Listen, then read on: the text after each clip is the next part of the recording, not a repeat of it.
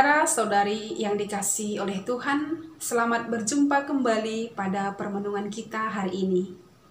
Sengaja kami mengambil permenungan pada hari Minggu, supaya kita bersama-sama mendengarkan sabda Tuhan dan merayakan iman kita akan Yesus Kristus, Sang Juru Selamat.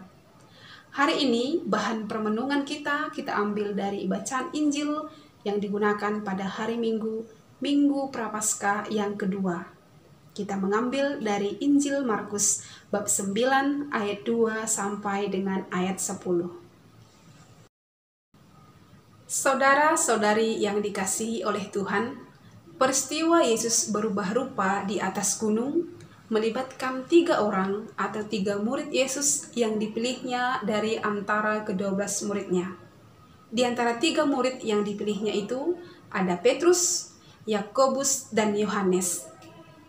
Ketiga murid ini menyaksikan secara kasat mata perubahan Yesus atau Yesus berubah rupa dan pakaiannya berkilau-kilau. Keterlibatan para murid Yesus dalam peristiwa kemuliaan Yesus di atas gunung atau kedekatan Yesus dengan para murid-muridnya menunjukkan bahwa Yesus terbuka untuk memperkenalkan dirinya kepada murid-muridnya dan terbuka untuk dikenali oleh manusia.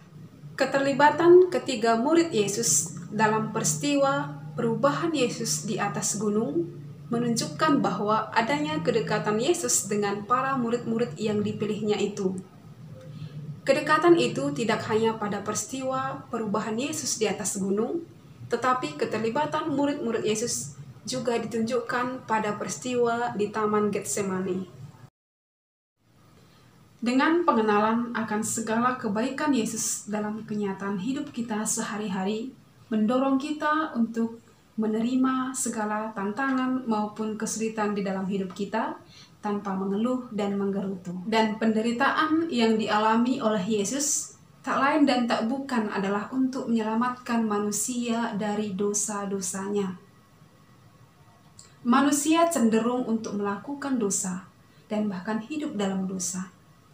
Oleh karena itu, kehadiran Yesus disalib dan penderitaannya untuk menyelamatkan manusia. Karena itu, sebagai orang yang beriman dan percaya kepada Yesus Kristus, Sang Juru Selamat, diajak untuk mengenal Yesus dan segala kebaikannya dalam kenyataan hidup sehari-hari.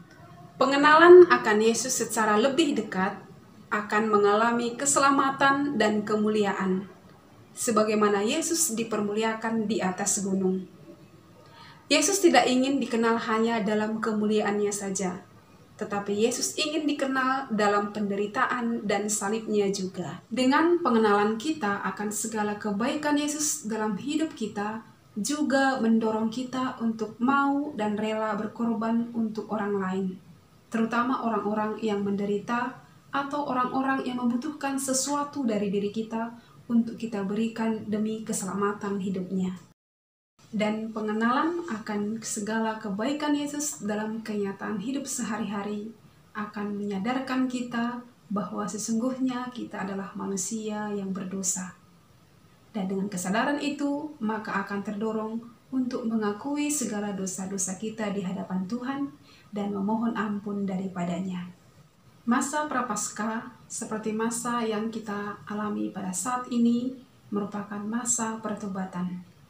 Semoga peristiwa Yesus dimuliakan di atas gunung mengajak kita dan mendorong kita serta menyadarkan kita untuk semakin mengenal pribadi Yesus lebih dekat lagi, sehingga kita mengalami rahmat dan belas kasih Allah dan kita semakin merendahkan diri di hadapan Tuhan. Semoga rahmat dan belas kasih Allah senantiasa menyertai kita.